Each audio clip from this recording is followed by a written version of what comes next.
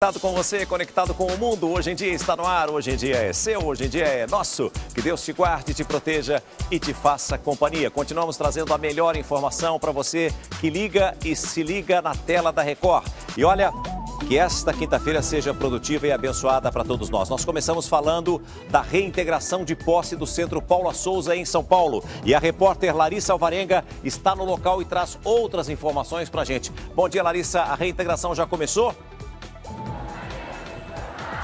Oi, César, bom dia para você, bom dia a todos. Olha, como até agora os estudantes não desocuparam o prédio voluntariamente, a Justiça determinou que a Polícia Militar faça a retirada desses alunos de forma pacífica, sem o uso de armas. Isso deve acontecer daqui a pouco, por volta das 10 horas da manhã. Até agora a Polícia Militar não chegou aqui no local. A gente observa uma grande movimentação aqui em frente ao Centro Paula Souza. Os estudantes estão lá dentro, eles gritam palavras de ordem, dizem que não vão sair aqui da escola e, enquanto isso, outro grupo de alunos da rede estadual ocupa a Assembleia Legislativa. Eles pedem que seja aberta a CPI da merenda para investigar dinheiro desviado direcionado para a merenda escolar.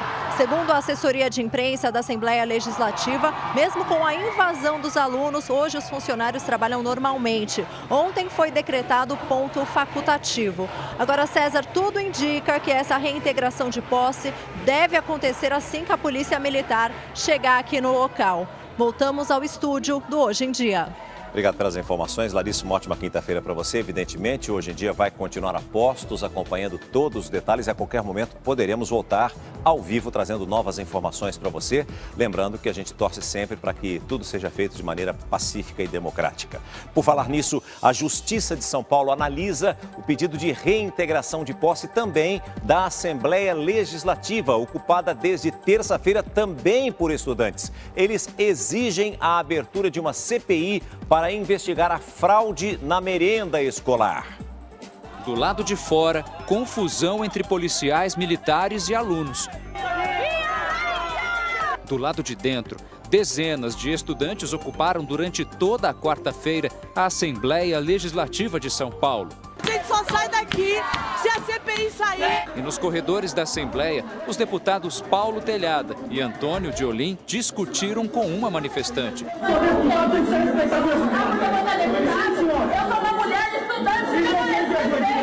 O coronel da Polícia Militar chegou a ameaçar a estudante de prisão.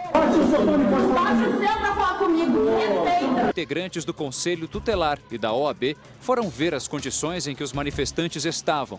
Os jovens receberam mantimentos no fim da tarde.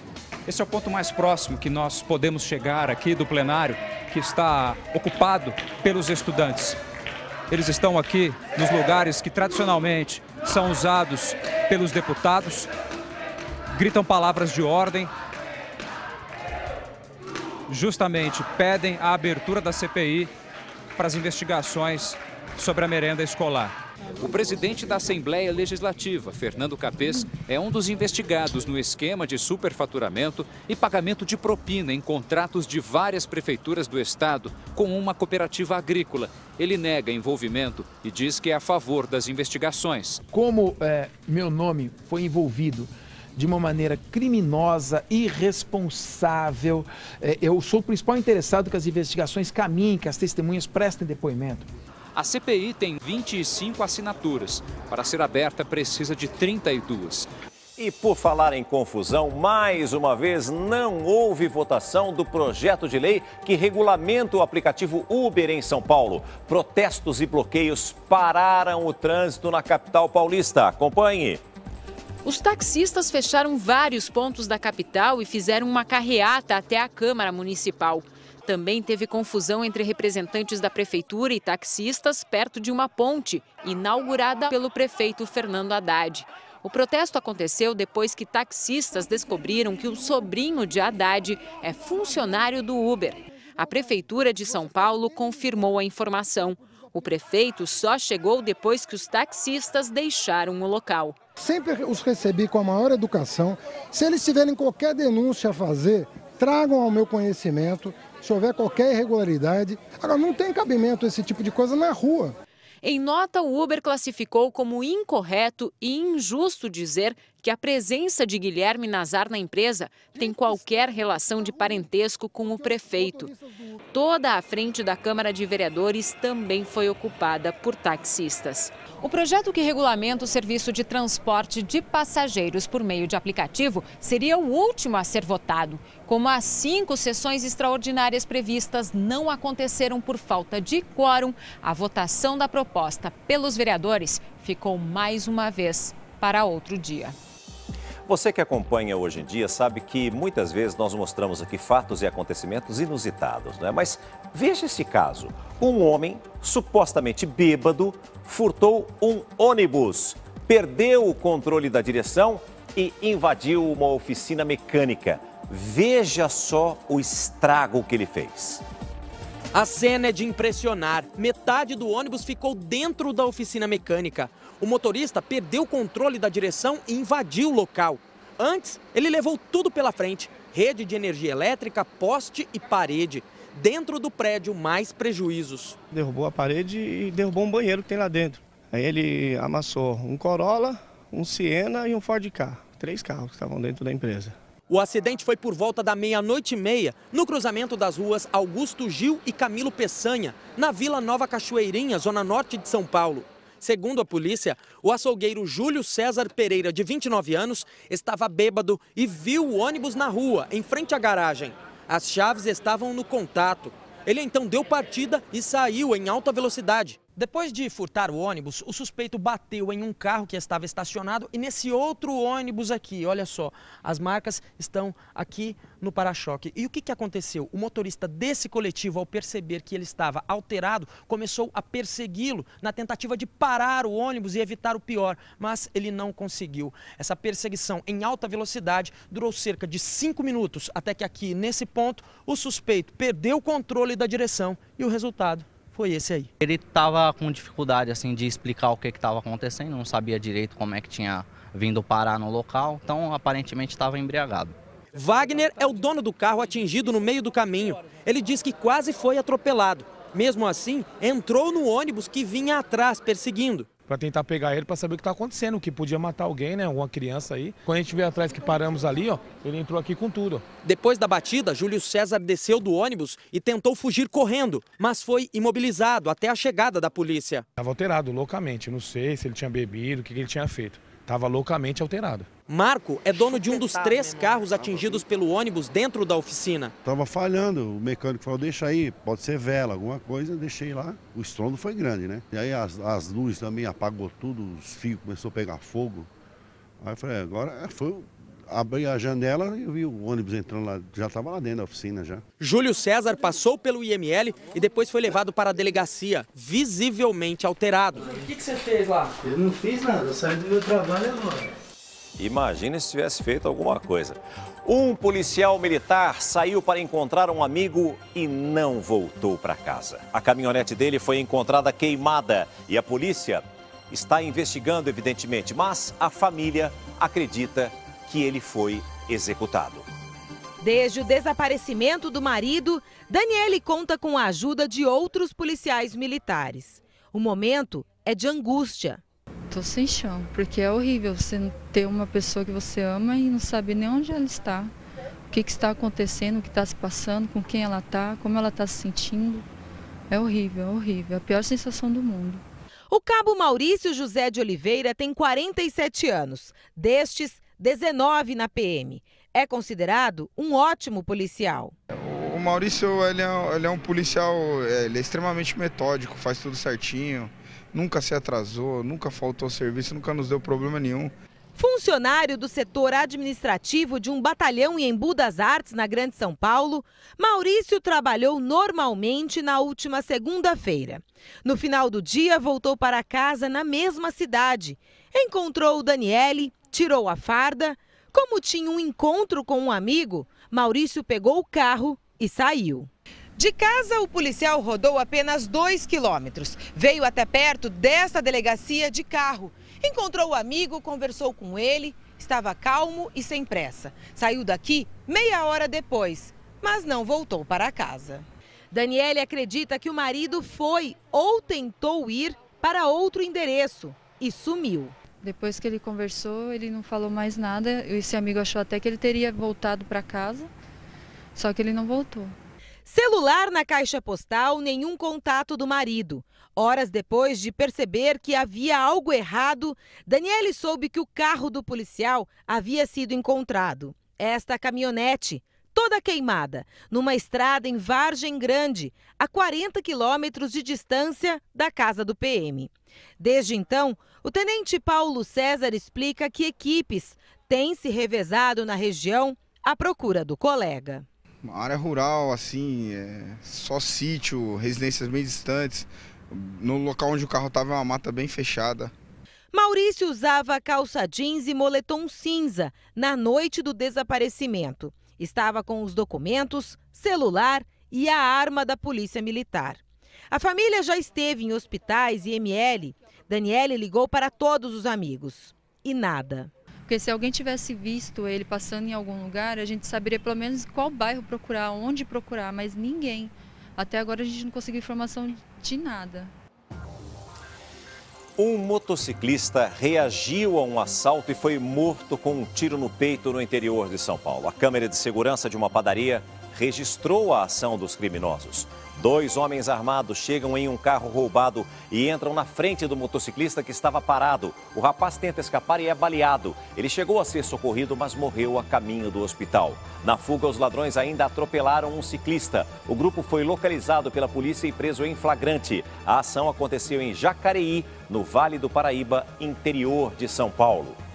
Um policial militar que estava de folga foi preso por atirar contra uma mulher que participava de um protesto por moradia. Acompanhe a reportagem.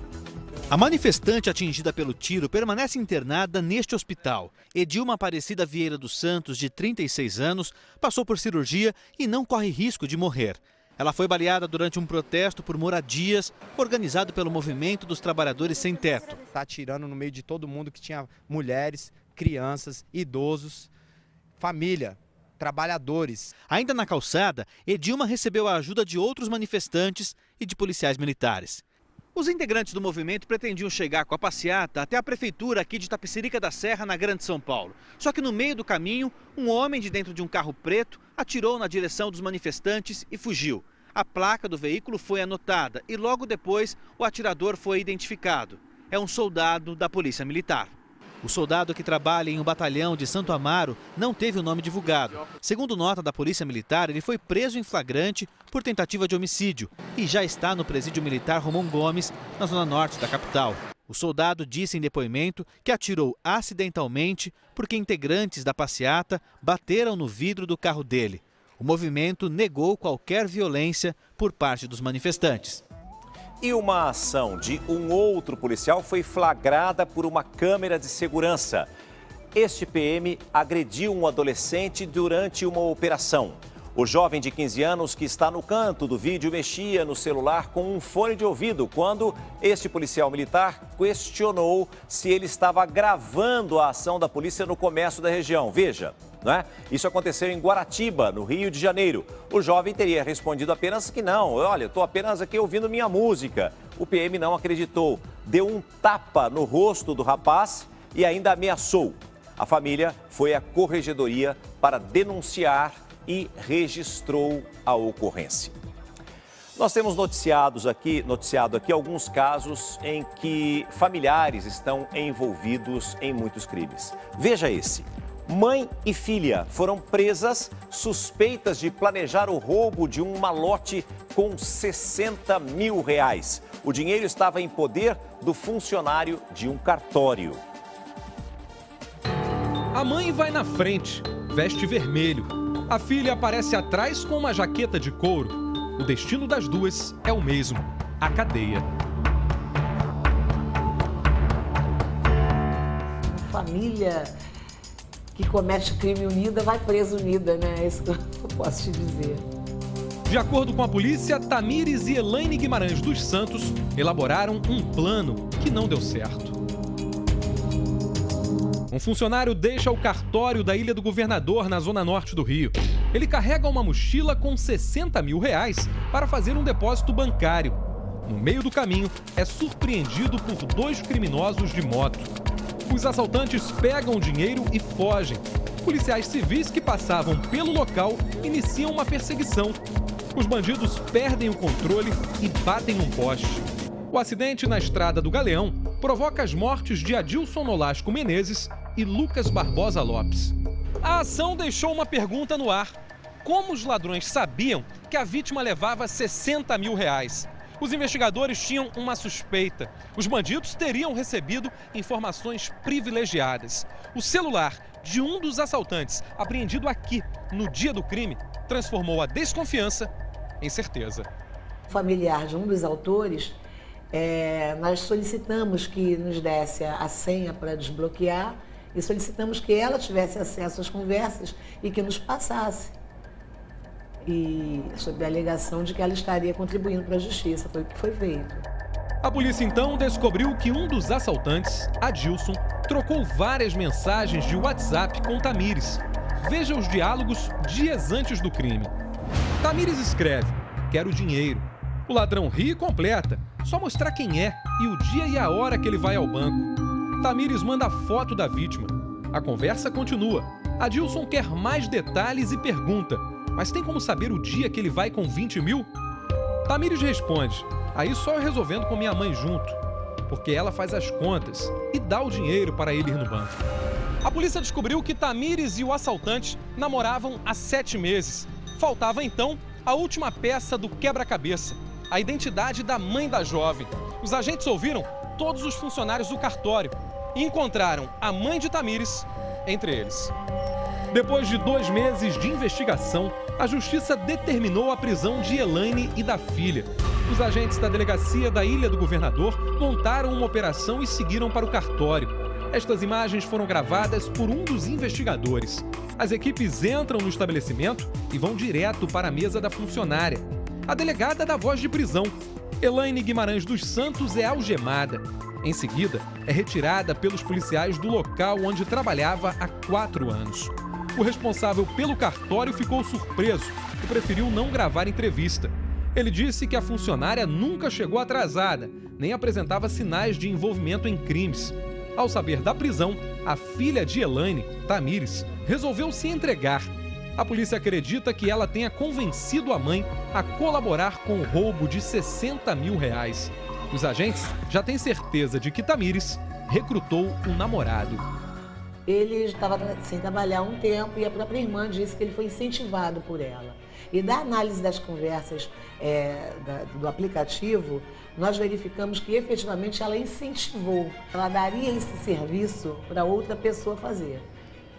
E como ele se ofereceu, ela pediu para que ele arrumasse uma outra pessoa, eles foram tentar.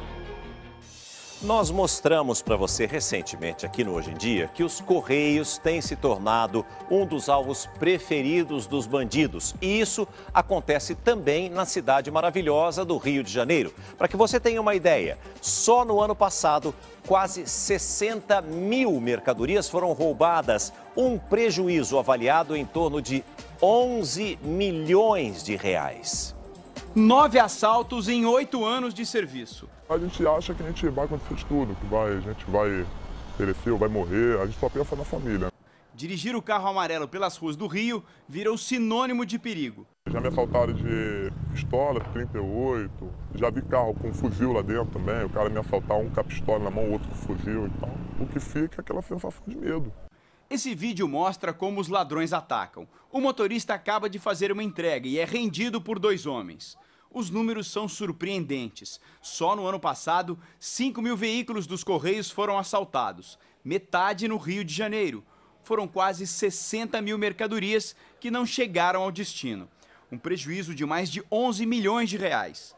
Seu Carlos começou no trabalho novo há 3 meses. Sofreu um assalto relâmpago. Estava andando, estava uns 70 km por hora, ele encostou do lado e falou, ó, aí pegou a arma, não sei se, ele falou, não olha muito para mim não, encosta ali na frente ali. Estou matando à toa, né?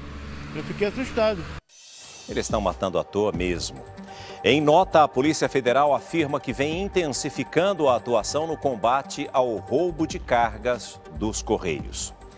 E um laudo preliminar da perícia criminal concluiu que houve um erro primário na estrutura da ciclovia que desabou no Rio de Janeiro. Os peritos do Instituto Carlos Éboli constataram que a pista estava praticamente solta, apenas apoiada sobre os pilares. O cálculo estrutural também subestimou a força das ondas de baixo para cima. O trecho da ciclovia Tim Maia desabou no feriado de Tiradentes e provocou a morte de 2 pessoas. A polícia ainda vai apurar se a construção obedeceu às normas ambientais. Produtos apreendidos pela Polícia Federal no maior aeroporto do país estão sendo agora leiloados. Para quem puder aproveitar, essa oportunidade tem de tudo: perfumes, roupas e até mesmo equipamentos esportivos sofisticados por um preço que pode ser bem abaixo do mercado. Veja. São centenas de produtos, novos e usados. Este parapente sai por R$3.000. Para quem prefere se aventurar no chão, tem o conjunto de skates por R$3.300. E para quem gosta de pedalar, é só escolher a bicicleta, de R$1.000 a R$8.000. Perfumes e bebidas são a maioria. Estão entre bolsas de grife, eletrodomésticos, celulares e objetos de decoração. Todos produtos apreendidos pela Receita Federal no Aeroporto Internacional de Guarulhos, em São Paulo. Os bens ele tem evidentemente 2 entradas, ou por bagagem ou por carga. O que vem da bagagem geralmente está associado a itens que os passageiros trazem com destinação comercial. Isso é proibido na legislação brasileira e esse bem vai a perdimento. Na carga tem alguma coisa de abandono da carga e alguma coisa de fraude ligada à importação, que também é apenado com o perdimento do bem. O lance mínimo estipulado pela Receita é de metade do valor de mercado dos produtos. Por exemplo, quem quiser comprar esta motocicleta tem que pagar pelo menos R$10.000. Na loja, ela custa a partir de R$20.000. Todos os produtos são certificados, quer dizer, podem ser consumidos no Brasil, são autênticos e dá segurança para a pessoa no consumo. Jogadores de golfe, vejam só estes tacos profissionais. Agora para os músicos, conjunto completo para DJs e ainda um lote inteiro só com discos de vinil. O lance aqui, R$500, o menor valor do leilão. Dentro desta caixa aqui está o lote mais caro, com um lance mínimo de R$35.000 e um dos produtos mais curiosos. Trata-se de um conjunto de jantar com mesa revestida com mármore, 12 cadeiras, como esta daqui, olha. São detalhes muito artísticos, em dourado, um trabalho bem artesanal. A gente não sabe muito bem a história dessa apreensão aqui, mas sabe que veio lá dos Estados Unidos, da cidade de Las Vegas, a terra dos cassinos. Esta é a primeira vez que o leilão virtual é aberto ao público. Ele já é feito há 10 anos, mas era restrito às empresas. Quem quiser participar precisa se cadastrar no site da Receita Federal usando o certificado digital, uma espécie de RG online. Os lances são aceitos até segunda-feira, dia 9. No dia 10, sai a lista de quem levou. Marcelo Rezende acabou de me dizer aqui que ele vai tentar comprar essa cadeira para o Percival. Mas ficaria bem. Ficaria bem, não é? Mas por falar em apreensões, a Polícia Federal continua muito atuante e apreendeu uma grande quantidade de metanfetamina também no aeroporto de Guarulhos, em São Paulo. Foram 11 quilos apreendidos que estavam escondidos em um fundo falso de uma mala. A bagagem era de um brasileiro que vinha da Europa. A droga é uma substância alucinógena consumida em festas, principalmente de música eletrônica. No mês passado, a Polícia Federal já havia apreendido 8 quilos desse tipo. Preste atenção agora nessa notícia. Suzane von Richthofen, que planejou o assassinato dos pais há 14 anos, recebeu o benefício da saída temporária do Dia das Mães. Ela foi liberada um dia antes para evitar tumulto. Diferentemente das outras presas da penitenciária de Tremembé, no interior de São Paulo, Suzane deixou a cadeia. A jovem foi condenada a 39 anos de prisão pelo assassinato dos pais, Manfred e Marisia von Richthofen, em 2002. Para planejar e executar o crime, ela contou com a ajuda do namorado na época, Daniel Cravinhos, e do irmão dele, Christian. No regime semiaberto em que Suzane está, Os presos têm direito a 5 saídas temporárias: Páscoa, Dia das Mães, Dia dos Pais, Dia das Crianças, além das festas de fim de ano. Em março, Suzane também ganhou o direito de cursar faculdade de administração no município de Taubaté. Os benefícios são estendidos a presos que têm bom comportamento. Essa é a segunda vez que Suzane von Richthofen recebe o direito à saída temporária. A primeira foi na Páscoa. Suzane tem que voltar para o presídio feminino de Tremembé na próxima terça-feira. Pode até ser legal, mas na minha modesta e humilde opinião, é imoral. Levantamento inédito revela que os casos de abuso sexual no metrô e nos trens de São Paulo aumentaram mais de 60% nos 3 primeiros meses do ano. Acompanhe. O número de denúncias de abuso no metrô e nos trens da CPTM, a Companhia Paulista de Trens Metropolitanos, aumentou 62% entre o primeiro trimestre de 2015 e o mesmo período desse ano. O resultado foi apontado em um levantamento inédito feito pelo site jornalístico Fiquem Sabendo, com base em dados da Polícia Civil e da Delegacia de Polícia do Metropolitano. Essa delegacia é a responsável por registrar e investigar os casos de abuso no sistema metroviário em toda a capital paulista. O aumento das ocorrências está relacionado ao crescimento de campanhas de conscientização que incentivam as vítimas a denunciar os abusos. Há 2 anos, o governador Geraldo Alckmin vetou o projeto de lei que obrigava as empresas a criar vagões exclusivos para as mulheres. Na época, ele avaliou que esse não parecia o caminho mais adequado. Em Brasília e no Rio de Janeiro, trens exclusivos separam homens e mulheres, mas nem sempre são respeitados. Por isso, recentemente, uma nova lei entrou em vigor na cidade do Rio. Passageiros que não cumprirem a restrição poderão ser punidos com multas que vão de R$ 173 a R$ 1.084.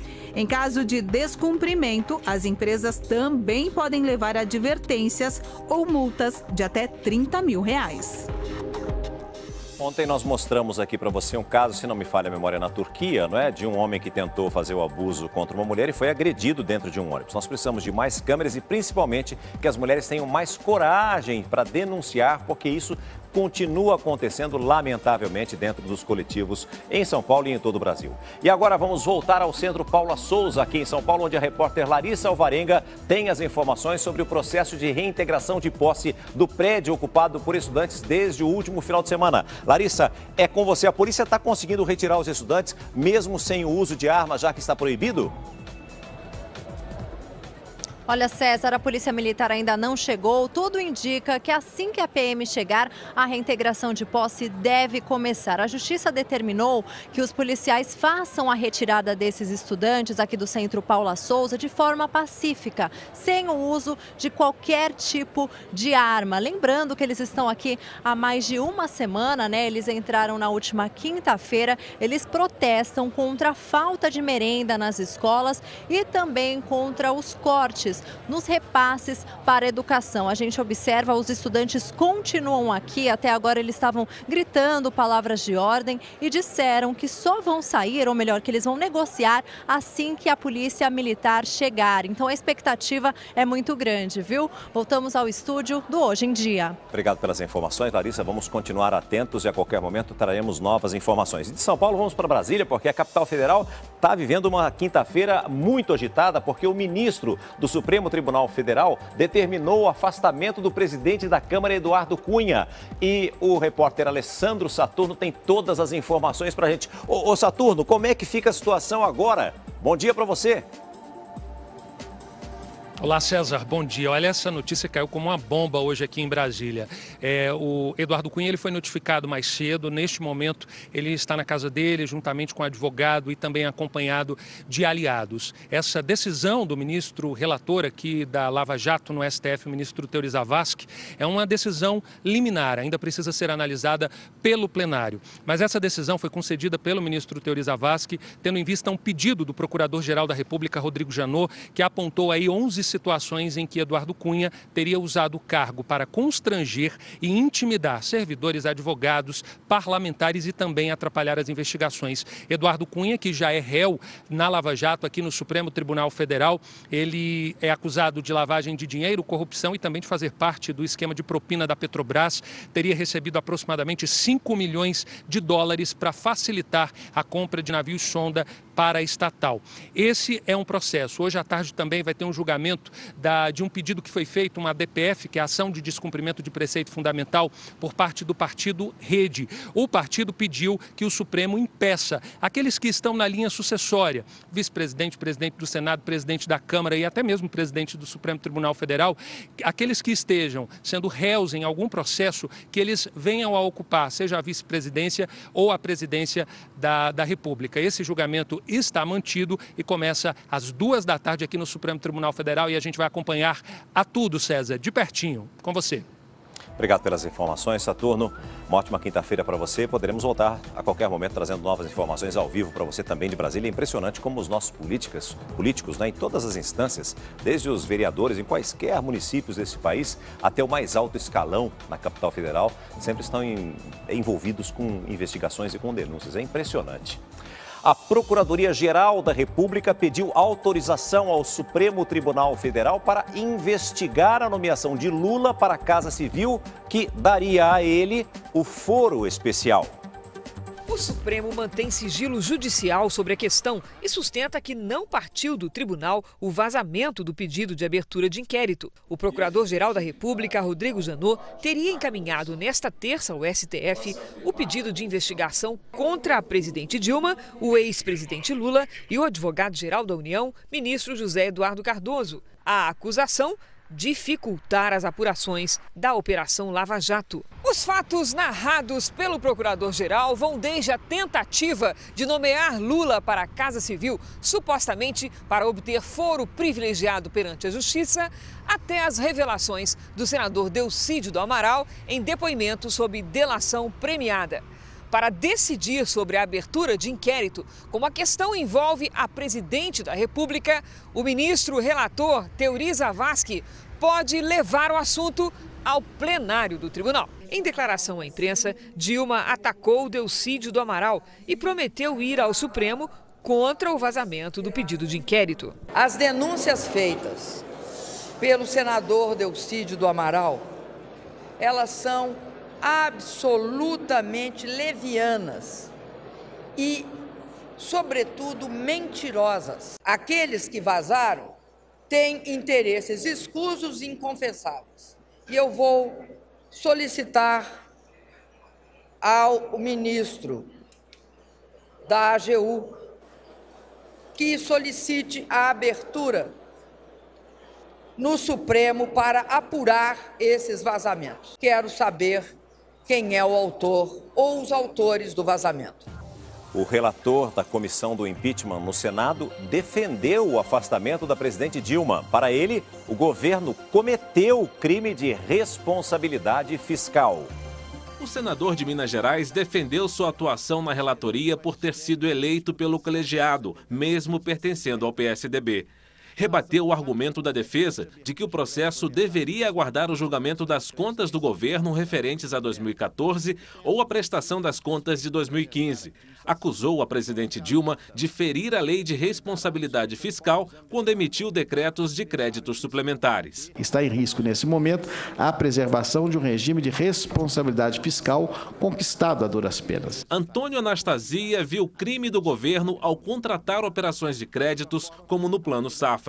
O relator lembrou que só depois da manifestação do Tribunal de Contas da União, o governo quitou as dívidas com os bancos públicos, nas chamadas pedaladas fiscais, e respondeu às declarações da presidente Dilma de que há um golpe em andamento. Nunca se viu golpe com direito à ampla defesa, contraditório, reuniões às claras, transmitidas ao vivo, com direito à fala por membros de todos os matizes políticos, com procedimento ditado pela Constituição e pelo Supremo Tribunal Federal. Anastasia acusou o governo diretamente de cometer crime. Meu voto é pela a admissibilidade da denúncia, com a consequente instalação do processo de impeachment, a abertura de prazo para a denunciada responder à acusação e o início da fase instrutória. Nesta quinta-feira, o ministro José Eduardo Cardoso, da Advocacia Geral da União, retorna ao Senado para contestar o parecer de Antônio Anastasia. O relatório será votado na sexta-feira e deve ser aprovado. Se a maioria dos senadores também der sinal verde para o impeachment na próxima semana, a presidente Dilma será afastada do cargo por 180 dias, quando o processo entra na última fase. E o vice-presidente Michel Temer não perde tempo e já começa a montar o quadro de ministérios, caso venha a assumir o comando do país. 3 dos possíveis ministros são investigados pela Operação Lava Jato. As negociações de ministérios estão cada vez mais intensas. No Palácio do Jaburu, o entra e sai mostra a disposição de Michel Temer em negociar apoio. O desenho da esplanada começa a se definir. O comando do Ministério da Fazenda deve ficar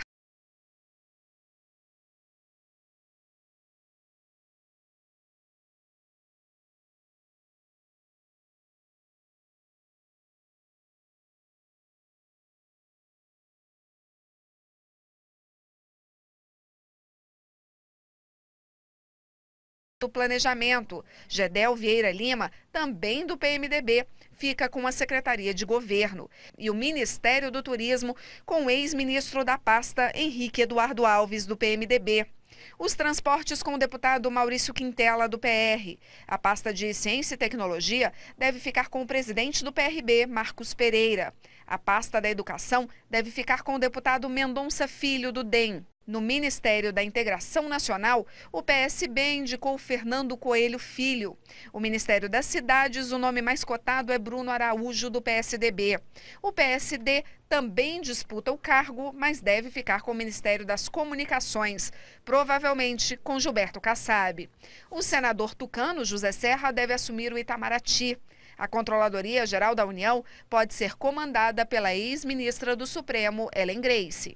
Mas o governo está incomodado com essas negociações. Aliados da presidente Dilma defendem que o vice-presidente não pode nomear ministros enquanto ela estiver afastada do cargo. O argumento é que Temer só poderia montar um novo governo caso ela fosse condenada definitivamente.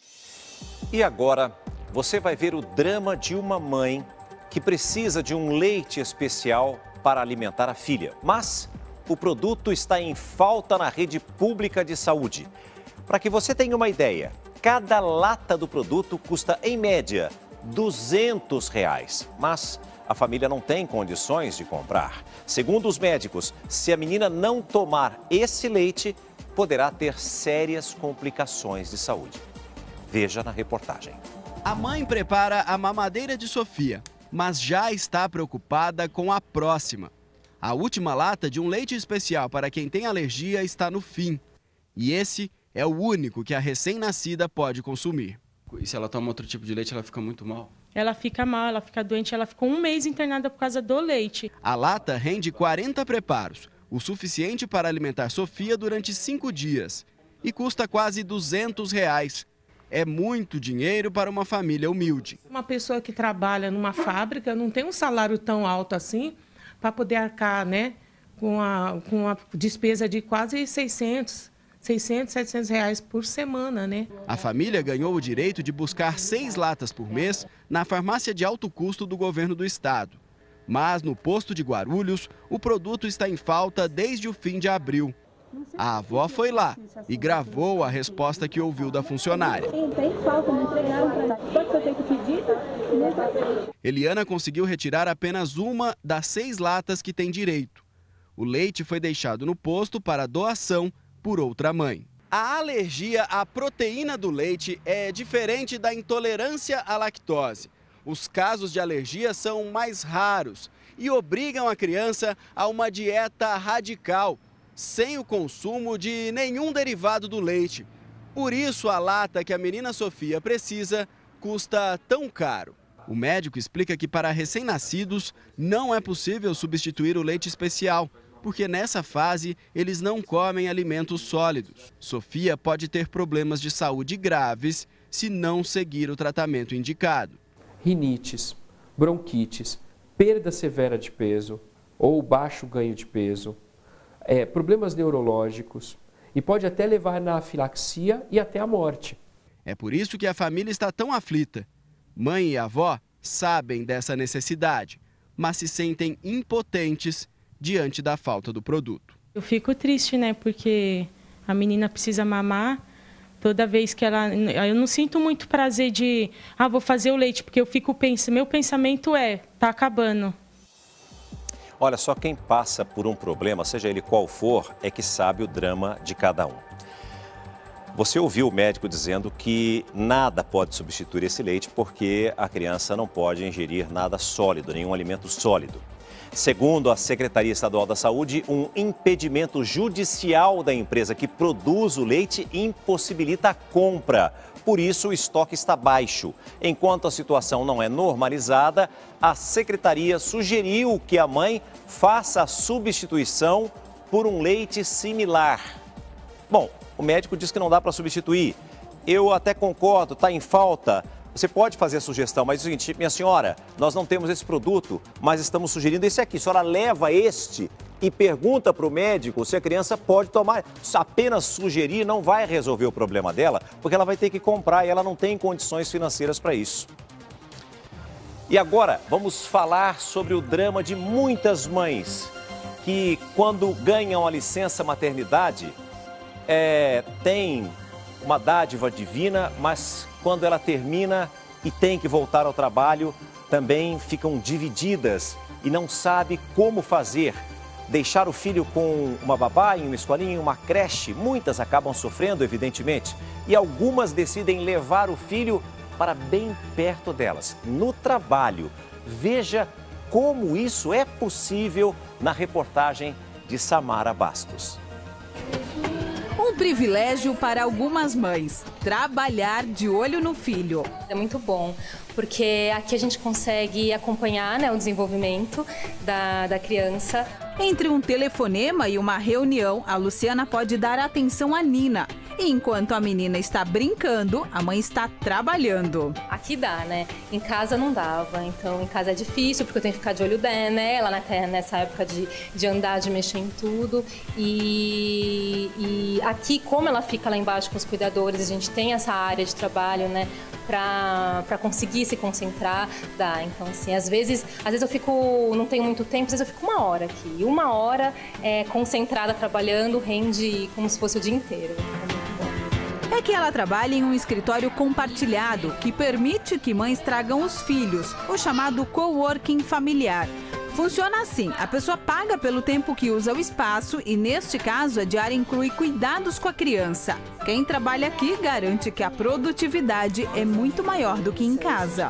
É muito maior, porque aqui a gente tem o escritório, que favorece a produtividade no trabalho, e as crianças ficam aqui com as mães, com os cuidadores, né? Principalmente porque ela está com contato com outras mães que também são empreendedoras ou são autônomas, então a gente sempre acaba conversando sobre empreendedorismo.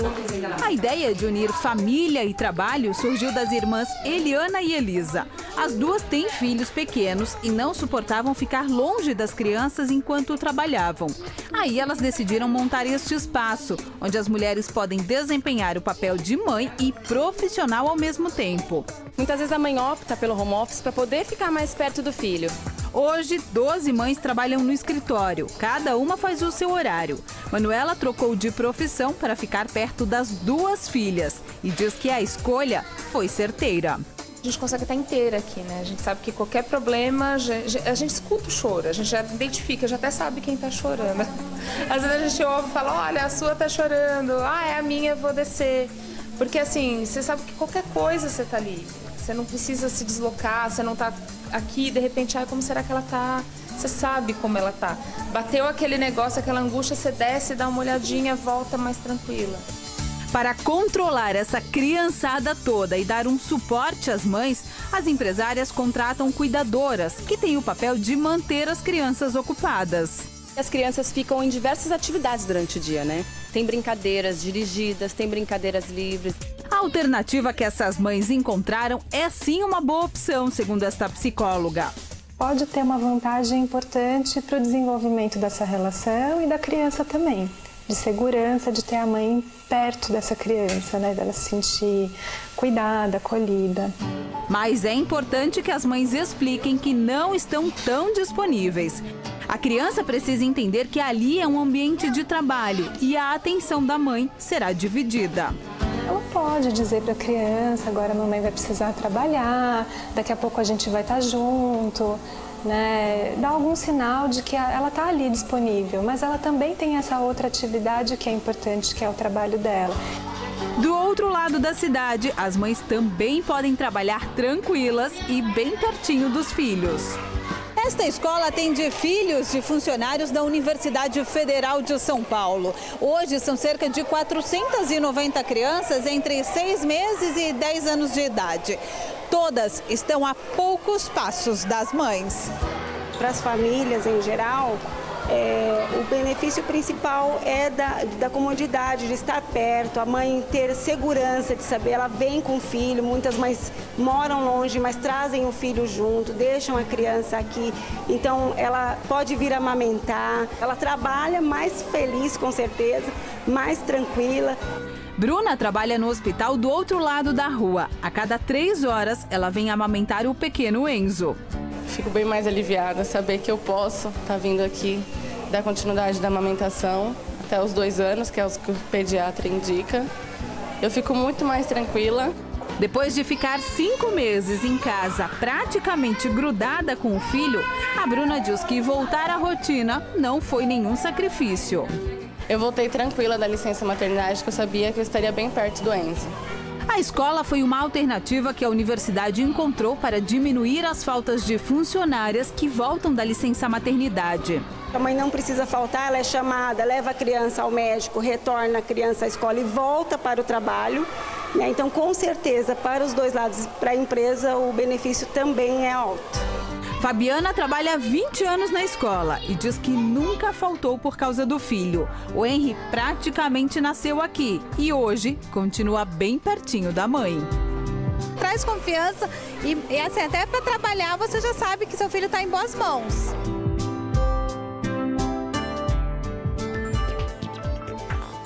Que delícia! Seria tão bom se todas as mães pudessem ter os seus pequenos por perto enquanto está trabalhando. Parabéns a essas mães.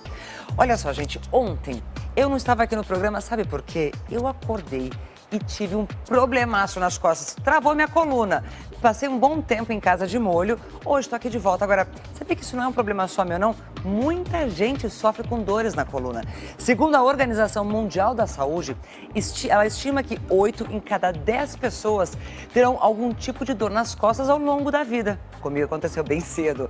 Portanto, para ficar fora dessa estatística, só existe um jeito: apostar na prevenção. E para começar, nada melhor do que ficar por dentro dos mitos e verdades sobre os problemas de coluna. É isso que nós vamos conhecer a partir de agora. Então, ajeite a postura e preste bastante atenção. O que o dentista, o cabeleireiro, a manicure e essa mulher caminhando na rua têm em comum? Dor nas costas.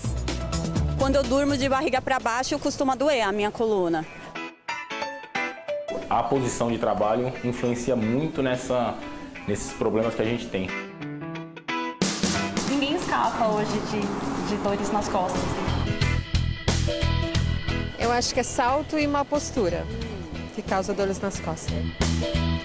As dores na coluna são a principal causa de afastamento do trabalho em todo o país. E as mulheres, as que mais sofrem com esse problema. Será mesmo que o salto alto é inimigo? Mitos e verdades sobre problemas na coluna. Dói a lombar, mas é por causa do colchão, eu suponho. Após carregar peso, a senhora fica com dor nas costas? Fica. Eu fico muito mal. É mesmo? Eu tenho que fazer hidroginástica para melhorar. Várias articulações. O que dizem os especialistas? Com frequência, as dores de coluna são posturais, são fraquezas musculares, são dores de ligamento e não tem nenhuma coisa a ver com a coluna propriamente. Como evitar o desconforto? O ideal seria nós podermos praticar atividades poliesportivas, evitar bastante o sedentarismo. Dias sem dor. Toda a nossa vida é a nossa coluna. Como Esta mulher de 76 anos que mal conseguia caminhar, agora brinca na ponta dos pés. Bailarina!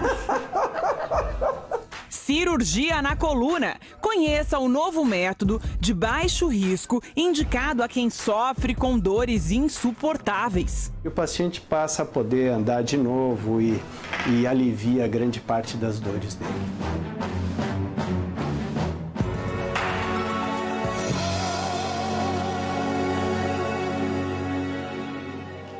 É um dia comum de trabalho. No salão de beleza, o cabeleireiro faz movimentos repetitivos para modelar as madeixas da freguesa exigente. Já a manicure passa horas atenta às mãos e aos pés das clientes.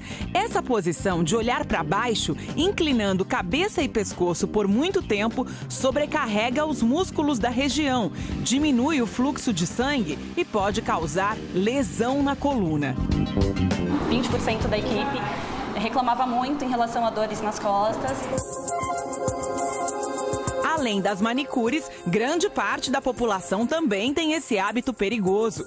Quando estamos nessa posição, atentos ao celular, o impacto na coluna pode chegar a 27 quilos, segundo um estudo americano. É como se amarrássemos 4 bolas de boliche ao pescoço, que já carrega os 5 quilos de peso de uma cabeça humana. Você sabia, então, que esse hábito de ficar olhando para o celular muito tempo é como se tivesse uma criança de 27 quilos sentada aqui no seu pescoço? Não sabia, não. Isso aí é novidade para mim. Sabia que fazia mal, mas de ficar uma criança de 27 quilos, não. Às vezes o pescoço fica dolorido, não um cansaço, né? Cansaço do pescoço mesmo. Quantas vezes por dia você faz esse movimento de olhar para baixo para digitar? Muitos. A coluna vertebral é formada por 33 vértebras, pequenos ossos que seguem da bacia até o crânio. Dentro da coluna passa todo o sistema nervoso, a medula e os nervos. Esses amarelinhos que vocês veem aqui são os nervos que vão para as pernas, lá em cima os nervos que vão para os braços e são responsáveis pela movimentação do corpo.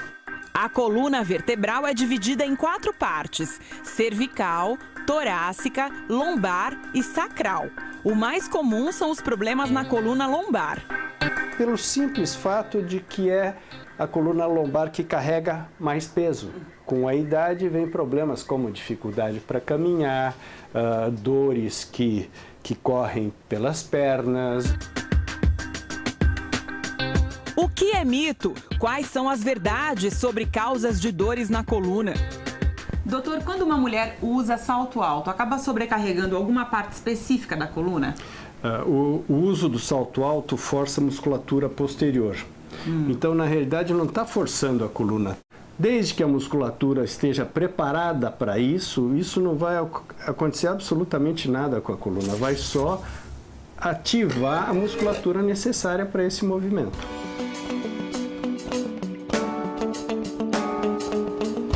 Atenção, homens barrigudos! Os músculos da região lombar têm de se esforçar muito para compensar o peso da parte da frente do corpo. O contrário acontece com as mulheres de bumbum muito arrebitado.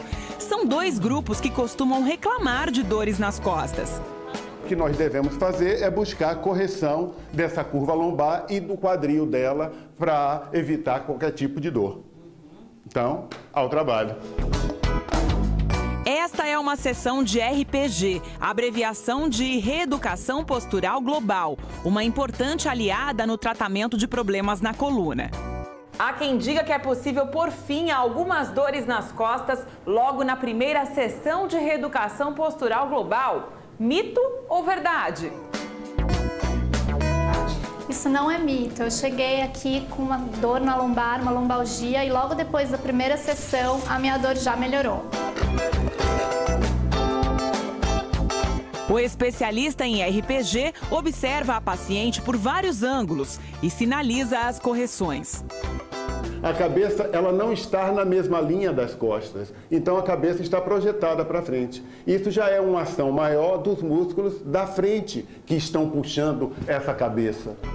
Os exercícios são em pé e em uma maca especial com apoio para os braços. O fisioterapeuta de RPG reposiciona a coluna da paciente. Um trabalho em conjunto e no ritmo da respiração. Alongamentos musculares, fortalecimento dessa musculatura e bastante tração em cima das articulações. Isso, quanto mais zonas do corpo estiverem envolvidas, melhor. O pé torto, uma pisada errada, um tornozelo fora do lugar, um joelho extremamente valgo, seria capaz de causar também dores nas costas, não apenas na coluna vertebral. A pessoa que senta errado, faz coisa errada, fica muito gorda, obesa, né? Tudo isso coopera para ter dor nas costas. Veja essa imagem da coluna cervical. Entre as vértebras existe um disco, uma espécie de amortecedor. O excesso de peso sobrecarrega as vértebras, que comprimem os discos. Como dentro desses discos há um líquido, se esse líquido vazar e atingir os nervos próximos, o resultado são hérnias de disco e muita dor. Então, é verdade que o excesso de peso pode causar dor nas costas. Má postura. Desse mal, a dona Eva não sofre mais. Opa, deixa eu me endireitar. Como custou caro a dona Eva o hábito de ficar largada no sofá, de levantar de qualquer jeito, meio esbaforida, por anos. Eu fiquei de 2007 a 2016 de bengala, de muleta, de cadeira de rodas. Ela teve inúmeros problemas, fez cirurgia, nada adiantou, até que descobriu um tratamento de reeducação postural global e passou a ter consciência corporal. Aprendeu a respeitar a coluna. Você ficou bem arrumado e agora está pronto para andar. Olha, então até o levantar do sofá exige um ritual de preparação. Porque se você, principalmente na terceira idade, se você levantar de qualquer jeito, a hora de dar o primeiro passo, você já... Ou você cai, ou você tropeça, ou você torce o pé, ou você vai mancar. Ou sobrecarrega aqui as costas desnecessariamente. Não, porque senão você sai assim. Aos 76 anos, ela recuperou a autonomia e até abusa da saúde da coluna. Às vezes, está feliz. Vamos andar, vamos dançar, vamos fazer 4. Olha! Segundo a Organização Mundial da Saúde, 80% da população do planeta vai ter algum tipo de dor nas costas. Sendo assim, nem profissionais da saúde escapam desse desconforto. Você já reparou na postura do seu dentista? Em muitas situações, a gente precisa ou posicionar o paciente muito deitado e mesmo assim a gente não consegue chegar em situações que a gente precise ir muito no fundo da boca e aí sim sobrecarrega um pouco a coluna. Eu queria saber se tem alguma conexão em você alongar entre os pacientes, se isso te causa uma melhora. Alongamentos fazem muito bem à coluna. Verdade! 5 minutos de alongamento a cada 2 horas de trabalho. Exercícios simples que mudaram a realidade sofrida dos cabeleireiros e manicures do salão da Vanessa. Vanessa, você tem quantos funcionários? 50. 50 funcionários no salão de beleza. Quantos se queixam de dores nas costas? Atualmente 2, 3. Mas essa realidade foi diferente já, né? Foi bem diferente. Há um tempo atrás, em torno de 10, 12 funcionários e a gente tenta investir principalmente no bem-estar deles. A tecnologia como aliada da saúde. Será que novas descobertas podem curar uma dor crônica? De acordo com o neurocirurgião, a minoria dos casos de dores na coluna tem indicação de cirurgia. E como a medicina avançou nos últimos anos, já é possível operar um paciente com hérnia de disco lombar, por exemplo, deitado de lado por um pequeno corte lateral. Você entra lateral, sem machucar os músculos da coluna, que são muito importantes para a estabilização da coluna, e com isso você consegue atingir entre uma vértebra e outra e colocar um calço que vai fixar. Vem um enxerto aqui dentro, a gente coloca ele entre uma vértebra e outra, isso fixa a vértebra, deixa os nervos livres e o paciente passa a poder andar de novo e alivia grande parte das dores dele. dá tempo de se prevenir, melhor. Fortalecer a musculatura das costas, dos ombros e do abdômen com atividade física regularmente é indicação para qualquer idade. Mas a partir dos 40 anos, passa a ser tarefa obrigatória para quem quer fugir das estatísticas. Olha um exemplo aí. Fiz exercício, fortaleci as costas e todo dia eu faço alongamentos e não tenho tido mais problema. Né? Curado? Não. Remediado, digamos. É isso aí, Tício. Olha, um reduto comunista se transformou em passarela do mundo fashion. Após mais de 50 anos fechada para os símbolos do capitalismo, como o universo da moda, Cuba se rendeu ao glamour de uma das principais grifes do planeta. A ilha de Fidel Castro ganhou cor e vida com um desfile que reuniu celebridades como Gisele Bündchen e o astro americano Vin Diesel. Dá uma olhada. A grife francesa Chanel organizou o primeiro desfile em Cuba desde a Revolução Comunista de 1959. Algumas celebridades foram convidadas para o evento, como a eterna top Gisele Bündchen. A brasileira estava vestida com um conjunto de blusa e saia vermelhas da marca parisiense. Também assistiram ao desfile a atriz Tilda Swinton e o astro de Hollywood Vin Diesel, que estava gravando cenas de um filme na ilha. Em março, a capital cubana recebeu a visita do presidente dos Estados Unidos, Barack Obama. E no mês passado, os Rolling Stones fizeram uma apresentação da nova turnê. Desde que os Estados Unidos restabeleceram relações com Cuba, as revistas de moda americanas começaram a fazer ensaios na ilha. Entre os modelos cubanos que participaram do desfile estava Tony, um neto do líder revolucionário Fidel Castro. A maior parte da população de Havana, porém, teve que acompanhar a apresentação de longe. Centenas de seguranças mantiveram as pessoas afastadas do desfile e das celebridades.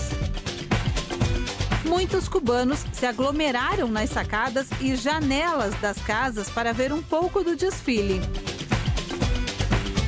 A invasão da grife de altíssimo luxo contrasta com uma sociedade que não costuma usar cartão de crédito, não tem acesso à internet e consome apenas produtos locais. A maioria da população não pode nem pensar em adquirir roupas e bolsas que custam milhares de dólares.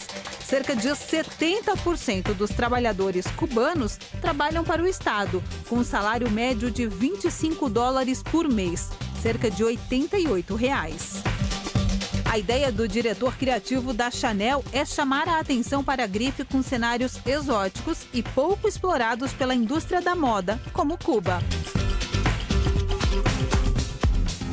E por falar em moda, em eventos revolucionários, você sabia que uma mulher, uma modelo com 100 anos de idade, vai estampar uma das principais revistas de moda do mundo?